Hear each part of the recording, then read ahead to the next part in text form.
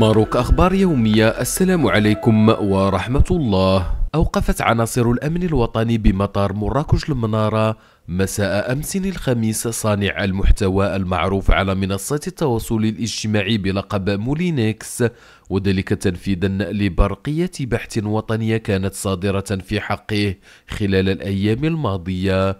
وبحسب المعطيات المتوفرة فقد جرى نقل الموقوف مباشرة إلى مدينة طنجة، حيث تم وضعه تحت تدابير الحراسة النظرية بإشراف النيابة العامة المختصة في إطار بحث قضائي يهدف إلى التحقق من الأفعال المنسوبة إليه والاستماع إليه بخصوص الاتهامات المحتملة المرتبطة بمحتويات رقمية مثيرة للجدل. وترجح مصادر مطلعة أن يكون هذا التوقيف مرتبطا بالملف الذي يتابع فيه كل من التيك توكر آدم بن شقرون ووالدته بعد إيقافهما مؤخرا بطنجة بسبب محتويات وصفت بأنها مخالفة للقانون ومسيئة للحياء العام، وهو ما يعزز الفرضية بوجود صلة بين هذه الملفات الرقمية التي أثارت ضجة واسعة على مواقع التواصل الاجتماعي. وتستمر التحقيقات الأمنية والقضائية من أجل كشف جميع الارتباطات المحتملة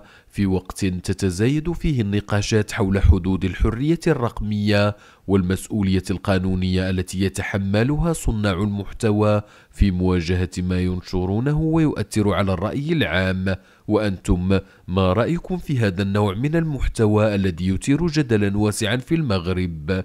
اكتبوا رأيكم في التعليقات أسفل الفيديو، فآراءكم تهمنا دائما.